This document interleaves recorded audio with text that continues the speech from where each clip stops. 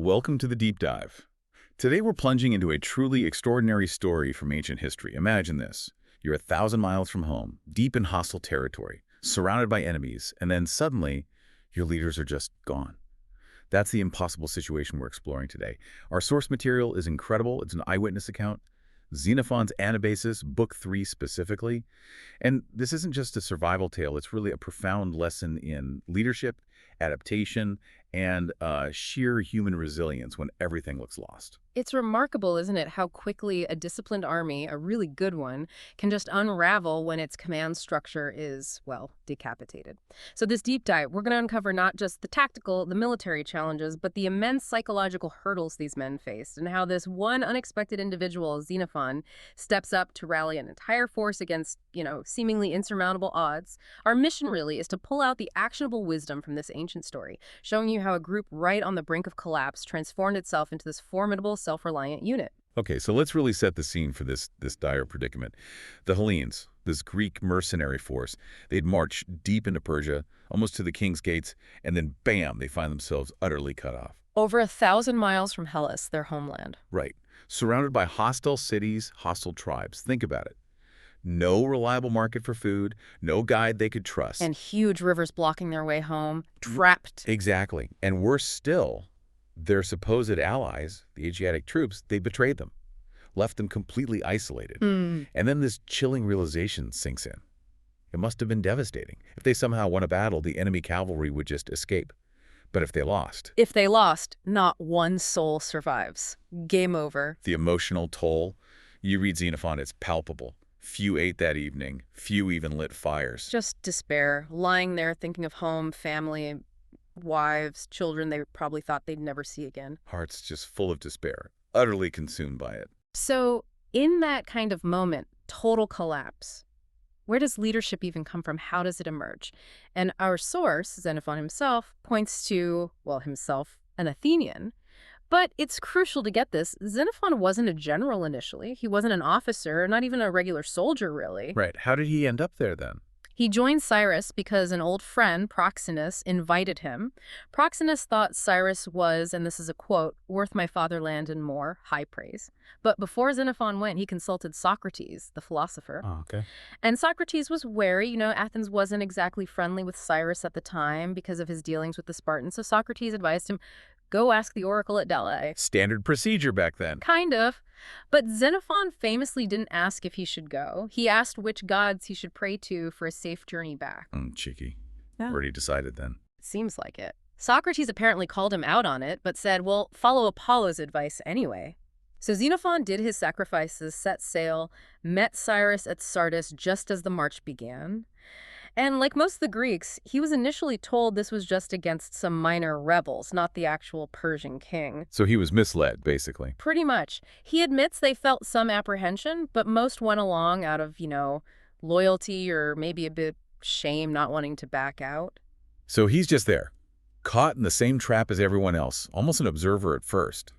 But then, in that despair, something shifts inside him. Dramatically. It starts with a dream, right?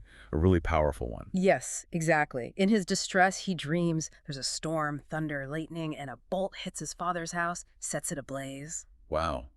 Heavy symbolism. Definitely. He interprets it as partly a great light from Zeus in their dire situation, but also fearful fire from Zeus the king surrounding him, trapping him in these problems. But it's what happens when he wakes up that's the real kicker, isn't it? That's the pivotal moment. This powerful thought hits him. Why am I lying here? The night's moving on. Daybreak comes, and the enemy will likely be upon us. If we fall into the king's hands, what's left but facing horrible sights, and then dying an insulted, ignominious death? Chilling clarity. And his resolve is instant. Am I waiting for a general to do something? Am I waiting for someone else? I won't get any older if today I betray myself to my enemies. He decides he can't wait. He has to act. Now. Yes. That personal commitment changes everything. And from that revelation, he immediately starts acting. He shows this really innate grasp of morale, military psychology. First step, he calls together the officers from his friend Proxenus's unit. Okay. What does he say? He tells them straight, I can't sleep. None of us should be sleeping. He points out their desperate situation, the enemy's preparedness versus their lack of it. Then he paints that really stark picture of capture, reminds them what the king did to his own brother Cyrus, head and hand cut off, nailed to a cross. Brutal reminder. He asks, what will he do to us who marched against him as enemies? He'll inflict the extreme of ignominy and torture, Xenophon says, to terrify anyone else who might challenge him. So fear is the first motivator. Fear, yes, but then he does something brilliant. He reframes their entire situation psychologically. He says, look, during the truce, then he felt pity for them, maybe even envy for the king's power, his wealth, land, gold, while they, the Hellenes, were bound by oaths, couldn't plunder, had to buy dwindling provisions. He says, I dreaded the truce more than I now dread war. That's a powerful shift in perspective. Exactly. Now, he argues the truce is broken, the enemy's arrogance, their suspicion, it's gone, all those things they envied. The land, the gold, the supplies, they're now prizes for the combatants, prizes for them to take. Turning weakness into opportunity. Precisely. He appeals to the gods, too, saying they're surely on their side now because the Persians broke the sacred oaths. The gods, he reminds them, can make great ones quickly small and save little ones with ease. He hammers home Hellenic superiority, better bodies, braver souls, more endurance. The enemy, more vulnerable, more mortal. Building them back up. Building them back up, and then the call to action. Don't wait. Take the lead. Inspire the others. If you choose to start forwards, I will follow. Or if you bid me lead you, my aid shall be no excuse. He puts himself out there completely. That's an incredibly powerful speech. But you mentioned not everyone was immediately on board. There was dissent. Right, and how he handled that is maybe just as important as the speech itself. It shows his steel. Almost all the officers immediately say, yes, lead us. But one guy, Apollonides, a Boeotian, speaks up. What's his objection? He basically says this is all nonsense. The only sane path is to appeal to the king, try to surrender or negotiate. He starts rambling about all the difficulty. Oh, bad timing for negativity. Terrible timing. Xenophon's response is instant and sharp.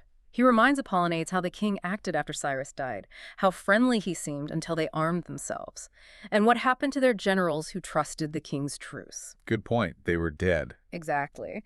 Xenophon basically says, how can you possibly talk about anything but self-defense now? And Then comes the judgment, swift and brutal. Xenophon declares Apollonides a disgrace, says he should be stripped of his rank, treated like a baggage porter, loaded down with packs, basically humiliated. Wow. No messing around. None. And another officer, Agasius, piles on, pointing out Apollonides had his ears bored like a Lydian, basically, implying he wasn't a real Greek, more like an Eastern slave or servant. It was a harsh cultural insult. Ouch. So what happened to Apollonides? Banished, kicked out. That action, that immediate quashing of dissent, set the tone. No more talk of surrender, period. So the internal debate is settled, forcefully. What's the next practical step? Practical organization. Hieronymus, the oldest captain from Proxenus' group, calls a larger meeting, about 100 generals and officers, middle of the night. Xenophon addresses them again, reiterates the enemy wants to destroy them, their goal now, avoid barbarian power, maybe even get the barbarians in their power. Turning the tables. That's the aim, and he stresses the leader's responsibility. The soldiers are watching them. Their courage, their energy, it dictates everything. Leaders must excel, think for them, toil for them. Leading from the front, essentially. Absolutely. First critical task.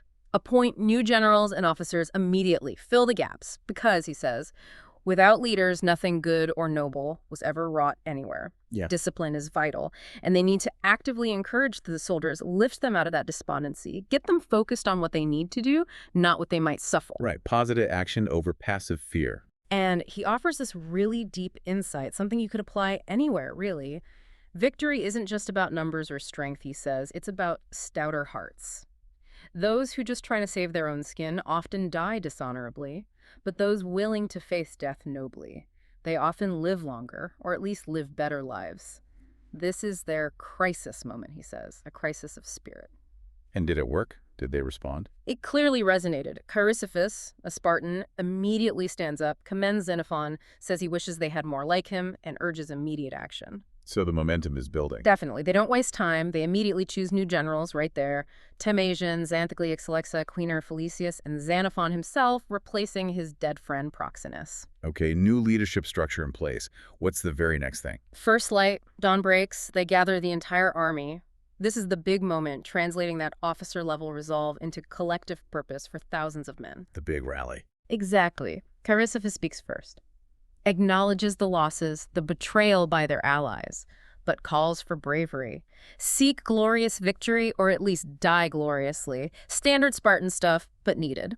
Then Cleaner speaks. Yes, Cleaner hammers on the enemy's perjury, their impiety, Tissaphernes breaking oaths, violating hospitality laws by seizing the generals under truce, riling them up about the injustice. And then Xenophon steps up again. He does. And first, he makes this visual statement. He's dressed for battle in his finest gear, his bravest apparel. Why? Seems a bit much, maybe. He explains it. If they win, the gear suits the victory. If he dies, it's fitting armor for someone who aspired to the noblest. It's projecting confidence, readiness for anything, a deliberate leadership move. Okay, makes sense. And his speech. He agrees with Cleaner about the enemy's treachery, says if they were thinking of trusting them again, despair would be logical.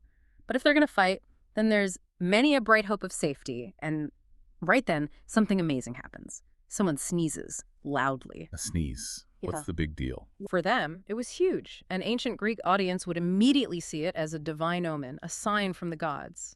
Think of Telemachus sneezing in the Odyssey when Penelope prays for Odysseus' return. It signifies divine approval. Wow, talk about timing. Incredible. The soldiers apparently spontaneously bowed down in worship. Xenophon, thinking fast, immediately seizes on it. See, soldiers? An omen from Zeus the Savior. Using the moment. Absolutely. He proposes right then and there.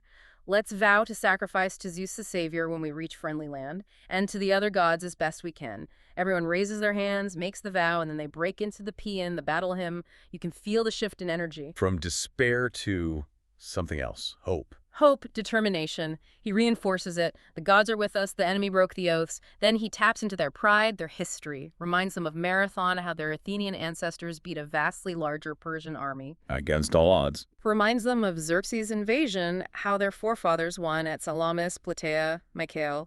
Points to the trophies back home, the freedom of their cities as proof, and connects it to them. You fought bravely for Cyrus recently, he says. Now you fight for yourselves. You should be even braver. You've already tested these guys. You know you can beat them. So it's not just inspiration. It's logic, history, divine signs, the whole package. Exactly. But he doesn't stop there. He knows morale isn't enough. You have to deal with the practical fears. Right. The nuts and bolts of survival. What were the big fears? Well, their allies deserted them. They had no cavalry, no guide, no market, impassable rivers. It looked bleak on paper. So how does he tackle those? Systematically. The deserted allies. He says they were cowards anyway. Better to have them with the enemy. Good riddance. Lack of cavalry. He downplays it. 10,000 horse only equal 10,000 men on their backs. It's the foot soldiers, the swordsmen, who win battles, he argues. Interesting take. He even claims the Hellenes on foot are better mounted than Persians clinging nervously to horses. Cavalry's only real advantage. Safer for them to run away. It's partly bravado, but it tackles the fear head on. What about guides and food? No guide. Better to compel one, someone who will be too scared to mislead you, than trust Tissaphernes. No market. Better to take provisions by right of conquest.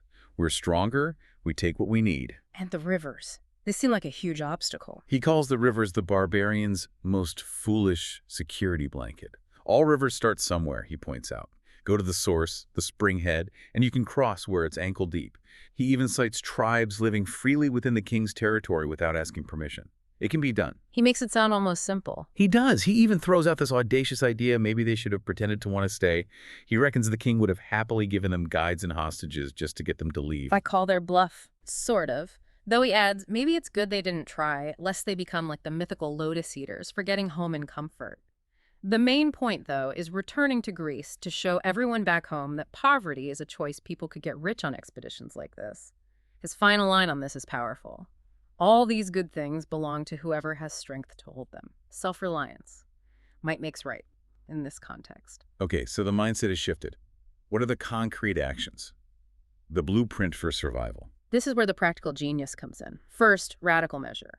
Burn the wagons. Burn the tents. Everything. Get rid of all superfluous baggage. Keep only weapons, armor, essential food, and drink. That's a huge step. Burn your shelter. It's a burn the boats moment, forces commitment, no going back. Plus, it frees up men from guarding baggage, makes the army more mobile. His logic.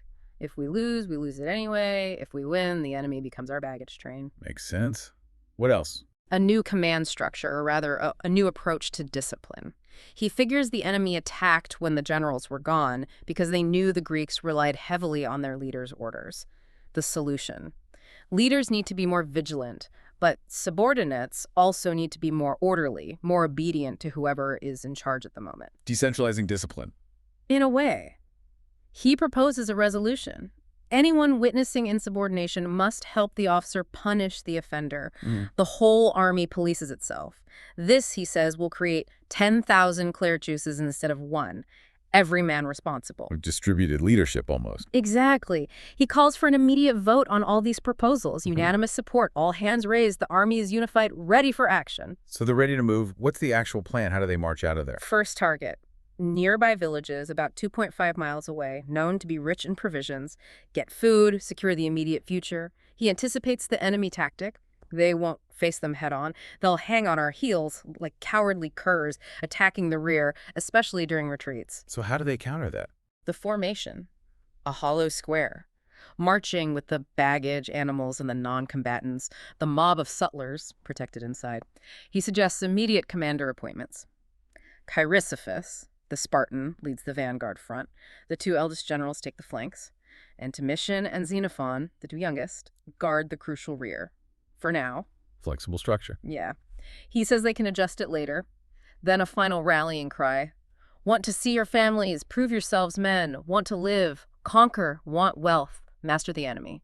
Very direct. Okay, the plan is set. The transformation seems complete. How does it hold up when they actually face the enemy again? Almost immediately it's tested. They burn the baggage, eat breakfast, cross the river Zapatas in their new square formation. Then Mithridates shows up again. Remember him? This time he pretends to be friendly, approaches with just 30 horsemen. A trap. Seems like it. The generals decide, okay, let's pass peacefully if he lets us. But then Mithridates reveals his actual mission, likely under orders from Tissaphernes, trying to convince them surrender is their only hope. He even has a relative watching to make sure he delivers the message. Deception again. Yes. So the generals declare, that's it. Open war. No more truces. No more heralds. Especially since they know the enemy's been trying to bribe their soldiers. One officer, Nicarchus, had already defected with 20 men. Trust is completely gone. Completely. Then Mithridates attacks properly with 200 cavalry and 400 archers and slingers. The first real test of the new army. How do they do? The rear guard gets hit hard. Their Cretan archers are outranged by the Persians. Javelin men can't reach. Light troops are pinned down. Uh-oh. Not a great start. Xenophon charges out with some infantry, heavy and light, but they can't catch the mobile Persian cavalry. They just retreat. So a failure. A learning moment. Xenophon immediately identifies the problem. No effective cavalry of their own, and crucially, no long-range slingers. Persian slings used big stones but had shorter range. So they need to adapt fast. Right.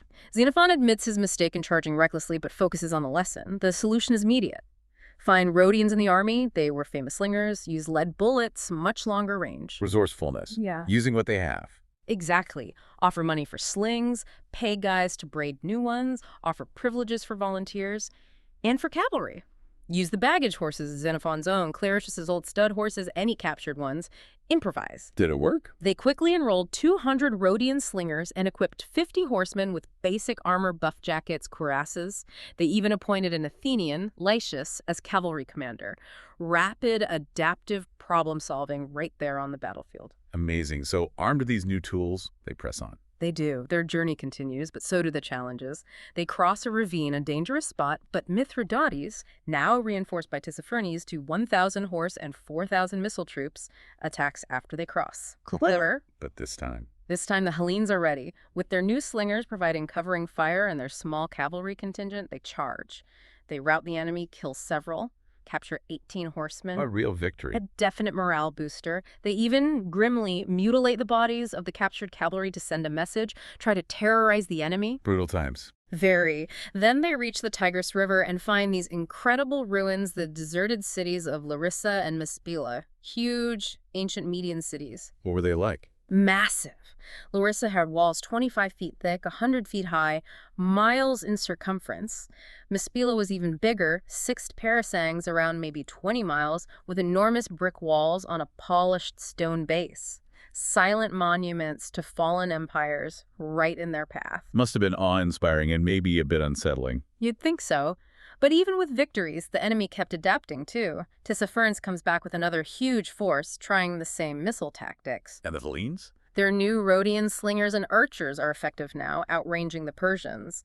Xenophon notes the Cretan archers even started using captured Persian arrows, shooting them high in the air to get extra distance. Clever improvisation. Always learning, always adapting. But then a new problem emerges. The square formation, while good for defense, had a flaw. What was that? In narrow terrain mountain passes, bridges, constricted roads, the sides, the wings of the square would get squeezed. Soldiers got pushed out of rank, creating confusion and gaps the enemy could exploit. Ah, okay, so how did they fix that? Another tactical innovation, they created 6 special companies, loci, about 100 men each, with their own officers. When the terrain narrowed, these units would drop back from the squeezed flanks to the rear of the square. When the terrain opened up again, they'd move forward to fill the gaps. Like flexible modules. Exactly. It kept the formation intact, prevented confusion, especially at river crossings, and allowed them to quickly form a battle line if needed.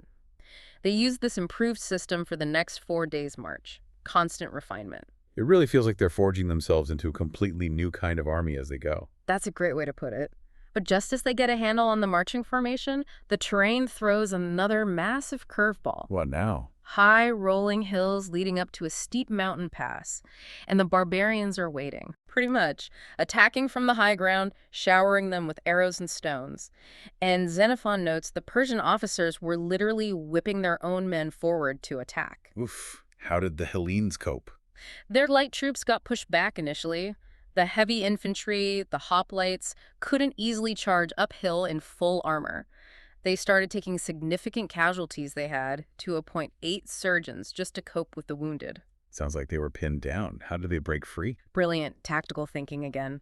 On the 3rd hill, they realize a direct assault is futile. The solution: send a detachment of light infantry up onto the mountain range itself, moving parallel to the main army marching in the pass below. Outflanking the ambushers. Exactly. As soon as the enemy on the heights saw the Greeks climbing up onto the ridge beside and potentially above them, they stopped attacking the main column. They were afraid of being cut off or attacked from behind. Clever. So they bypassed the 3. They did. They proceeded in 2 columns, one in the pass, one on the ridge. But this leads to another key insight. They realize the Persians are terrified of night attacks. Their whole army is basically useless after dark, horses hobbled, armor hard to put on quickly. They never camped closer than 7 or 8 miles from the Greeks for fear of a night raid. Ah, exploiting an enemy weakness. Precisely. So the Hellenes start using it. They hear the Persian herald cry, "Pack up!" They wait for the enemy to march off. Then they pack up and march through the night themselves, covering maybe 7 or 8 miles. Gaining distance under cover of darkness. Right. It bought them breathing room. For 2 whole days after doing this, the enemy didn't even appear. A crucial bit of asymmetric tactics.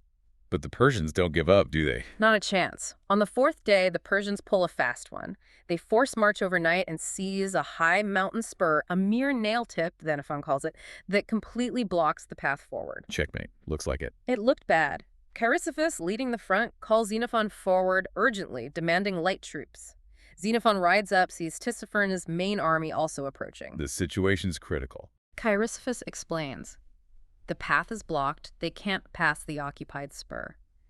But Xenophon, always scanning the terrain, spots another peak, even higher up, that seems to command the spur itself. Always looking for the high ground. His plan is audacious. Forget the spur, make a dash at the height itself, take the peak above, and the enemy on the path below will be trapped or forced to retreat. High risk, high reward. Definitely. He offers Chrysippus the choice. Lead the main army or lead the climb. Chrysippus says, you choose. Xenophon, being younger and perhaps more suited for the climb, says, I'll go. He asks for some light troops and 300 elite soldiers from Chrysippus. It becomes a literal race to the summit, the Hellenes scrambling up his one side, the Persians scrambling up the other, both trying to reach the peak first. The Greeks are cheering each other on. Incredible image. Xenophon leading the charge. He is, initially on horseback, shouting encouragement. Now for it, men! This race is for Hellas, for your wives, your children. One small effort, then peace. But then someone complains. Yeah, a soldier named Soterides grumbles about Xenophon being mounted while they're struggling on foot. Xenophon doesn't argue. He leaps off his horse, grabs Soterides' shield, Takes his shield. forces Soterides to take it back through sheer peer pressure and shame, then continues climbing on foot himself, despite his own heavy cuirass, urging everyone on. True leadership by example. And they make it. They reach the summit first, just before the enemy. The Persians on the path below see the Greeks above them and break, fleeing down the mountain. Another crisis averted by quick thinking and bravery, so the path is open now. The path down to the plains near the Tigris is open. The immediate threat is gone. Tissaphernes and his army turn away, seeing the pass secured by the Greeks. So they can finally rest, find supplies. They reach a village packed with provisions, a welcome sight. But the enemy starts burning other villages nearby, trying to deny them future supplies. Scorched earth tactic. Xenophon points out, look, they're admitting the country is ours now by burning it.